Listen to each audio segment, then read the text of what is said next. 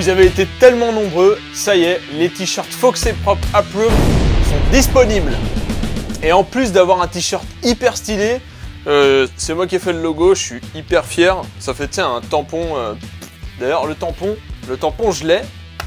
J'espère que ça va marcher. Ça marche plus très bien, mais donc c'est comme un tampon, voilà, ça veut dire que c'est approved, Foxy propre.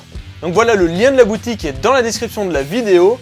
Par contre, dépêchez-vous parce qu'ils sont disponibles pour un temps limité. Bon, sinon, pour ceux qui débarquent, en fait, je suis en train de fabriquer une GT40, une voiture que je conçois et fabrique de A à Z. Et vous pouvez aller checker tous les anciens numéros dans cette playlist.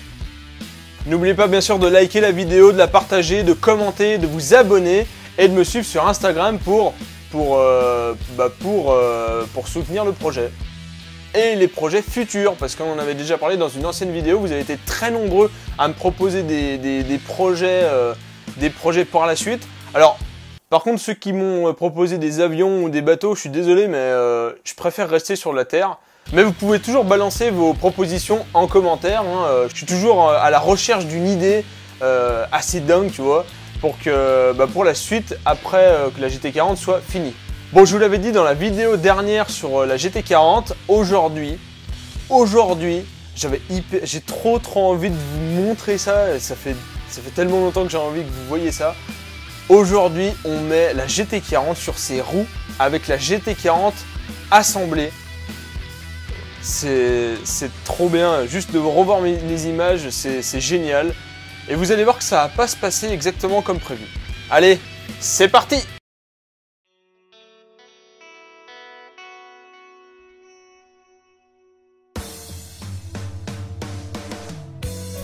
Donc là on remonte les rotules et on visse tout sur le châssis.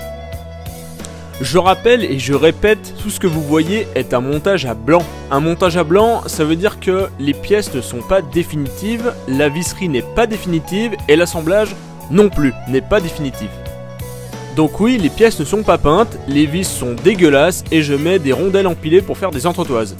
Je vous dis ça parce que j'en ai encore beaucoup qui croient que je vais laisser ça comme ça, mais les gars, ici c'est Foxy propre, hein.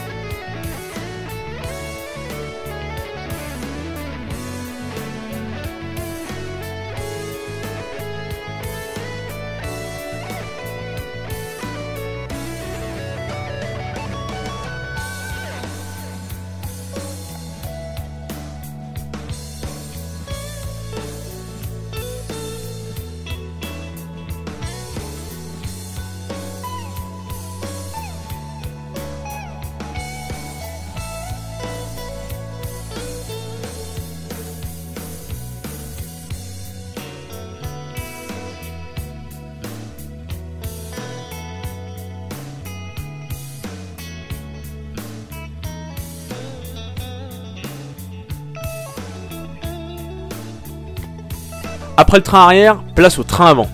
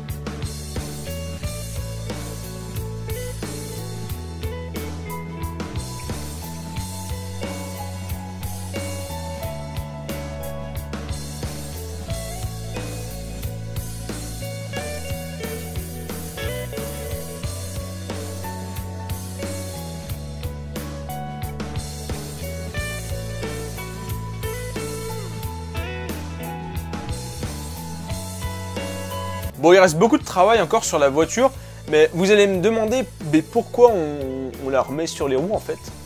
Au-delà du fait que j'ai vraiment, et vous aussi, j'ai trop envie de voir la tronche que ça, posée au sol et tout, et faire vroom vroom comme d'habitude, mais pourquoi? Alors c'est très simple, c'est encore une histoire de carrosserie. J'ai envie de vérifier si mes roues sont bien positionnées sur la carrosserie. Parce que la carrosserie elle est posée, mais on ne sait pas trop où vont les roues. Et ça c'est hyper important parce qu'il faut que les roues soient exactement bien centrées avec les passages de roues, sinon ça va être dégueulasse. Donc là pour le coup, il faut vraiment que c'est propre, hein. Il faut que ça soit approved. Sinon je ne serai pas content. Voilà, et vous non plus, et tout le monde ne sera pas content parce que des roues c'est centré sur des passages de roues, merde. Bon du coup, vu que les trains avant et arrière sont montés, on sort la douille de 17 et c'est parti, on met les roues.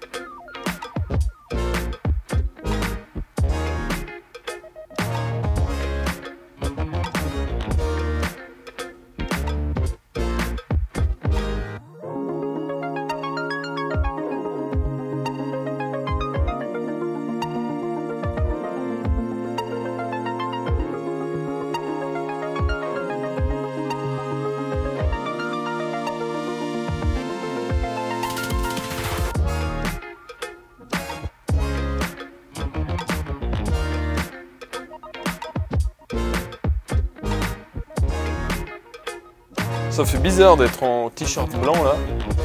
Parce que d'habitude j'ai mon t-shirt noir, mais je vais le remettre, ne vous inquiétez pas. Bon, les roues sont mises, il n'y a plus qu'à retirer les chandelles. À ce stade, imaginez mon excitation. Sauf que c'est là que ça tourne mal. Et oui, c'était pas un titre que putaclic, c'est vraiment la réalité, ça s'est vraiment passé mal. Mais je vais vous expliquer ça. Donc en gros, la voiture était toujours sur son plateau, son marbre mobile, donc avec les roulettes. Il y avait les 4 chandelles qui étaient sous le châssis. Et en fait, je mets un cric devant pour soulever le nez. Et au moment d'enlever une des chandelles, je sais pas ce qui s'est passé, mais en gros la voiture elle a pivoté. Elle s'est cassé la gueule, elle s'est complètement cassé la gueule. C'était pas un moment rigolo sur le coup, parce que je peux vous dire que la voiture se pète la gueule et là, il y a des heures de travail, là il y a tout qui se pète la gueule, c'est mort, vous vous dites il y a un truc qui va péter, c'est pas possible, la carrosserie est dessus, c'est de la fibre, la ferraille encore, bon, il n'y a pas trop de risque, mais même la peinture, tu vois, j'avais trop peur, et en plus, en fait, le cric était toujours monté, et en fait, la voiture était, le devant de la voiture, il était posé sur quelque chose, et toute la voiture, le poids de la voiture avant, elle était tenue par, en fait, le cric avait ripé, et en fait, c'est le radiateur qui a tout pris, et en fait, le radiateur était, en fait, le cric posé sur le radiateur. Donc on a tout de suite retiré le cric, on l'a fait descendre direct, et après c'est tout arrangé, on a pu enlever le reste. Et au final, le verdict, il n'y a pas eu de casse. Le radiateur est juste un petit peu, en fait il est enfoncé, mais il est pile poil au centre, donc esthétiquement, bon, si on le sait pas et qu'on se dit bon c'est peut-être un style, voilà, mais c'est au centre, et franchement, il n'y a pas spécialement de... Il n'y a pas, à part... En fait, c'est juste plié. Il n'y a pas de cassure, rien du tout. Il faudra juste tester de toute façon l'étanchéité du machin avant de tout remplir. Il n'y a pas de souci, parce que c'est quand même un... Je vous rappelle que c'est un radiateur que j'ai acheté en Chine. Et la gueule des soudures, même si c'est de l'aluminium, pardon, c'est pas ouf. Donc il faut quand même vérifier si le truc est étanche. Et en plus, vu que je lui ai mis un tonche, bah voilà, il faut vraiment vérifier. Donc voilà, plus de peur que de mal. J'ai quand même bien flippé parce que quand la bagnole se casse la gueule, bah... En plus, elle était à bien 50 cm de haut. Donc ouais, ça fait pas rire sur le moment. Après, bon, on peut en rire. Maintenant, j'en ris, tu vois, parce que je sais que j'ai rien eu. Mais voilà, grand moment. Bon allez, je vous montre le résultat une fois qu'on l'a posé à terre. C'est ultra, c'est ouf. Voilà, c'est ouf. Allez, je vous laisse voir ça.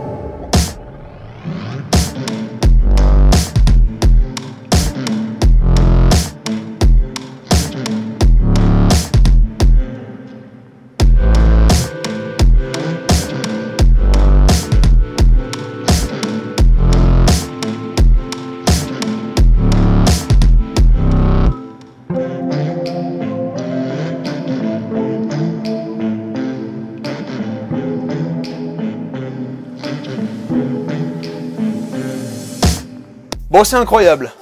Là, j'ai vraiment une GT40 dans mon garage.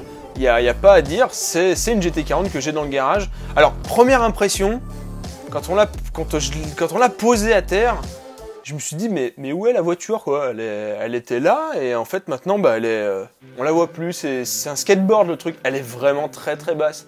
Très, très, très basse. En fait, c'est une crêpe, elle est étalée comme ça. Elle est très, très large et très, très basse. Et en fait, ça fait très bizarre parce que j'ai bossé très longtemps avec la voiture surélevée de 50 cm et c'est vrai que c'était plutôt agréable. Et là, bah, bon Dieu que le sol est bas, quoi. Ouais. Bien sûr, vous me connaissez, j'en ai profité pour m'installer à bord de la bête parce que j'ai remis, bien sûr, les accessoires, le levier de vitesse, le frein à main, le volant, les sièges pour m'installer dedans, bien sûr. Et bien sûr, il fallait que je fasse mon vroom vroom dans la voiture. C'est la routine, de toute façon, c'est pas la routine. C'est pas la routine, je veux dire, c'est quelque chose que je fais souvent de jouer avec cette voiture. Je perds beaucoup de temps d'ailleurs. Je le fais un peu moins hein, parce que maintenant j'ai quand même capté le truc que je perdais beaucoup de temps, tu vois. 20 minutes par-ci par-là dans la voiture, donc on va éviter. Mais voilà, j'ai pu tester quand même l'intérieur de la voiture. J'ai même essayé de mettre un casque de moto. Ça passe, voilà. Bon, bien sûr, l'objectif, c'était pas spécialement de faire vroom vroom dans la voiture. C'était surtout de voir si mes roues, elles étaient cohérentes par rapport à ma carrosserie. Et verdict, mitigé. En fait, j'ai 3 roues qui sont parfaitement alignées, bien centrées. Et j'ai cette merde de roue avant gauche qui n'est pas centrée. Voilà, elle n'est pas centrée et ça fait chier. Alors par contre, il y a un truc, c'est que est-ce que ça vient de la géométrie de mon châssis au niveau de mes roues? Est-ce que ma roue avant gauche est pas très bien centrée hein? Elle est peut-être mal réglée. Hein? Soit c'est peut-être la carrosserie qui, elle, est décalée. Et ça, je vais pouvoir vous le dire dans une prochaine vidéo. En tout cas, si celle-ci vous a plu, n'hésitez pas à mettre un pouce en l'air, à vous abonner si ce n'est pas encore fait, à partager la vidéo, à la commenter si vous avez des questions. Quant à moi, je vous dis à la prochaine. Salut! Ah oui, aussi, n'oubliez pas les t-shirts, hein, les liens en description. Et en plus, il y a plusieurs coloris et tout. C'est sympa. Allez voir. Voilà.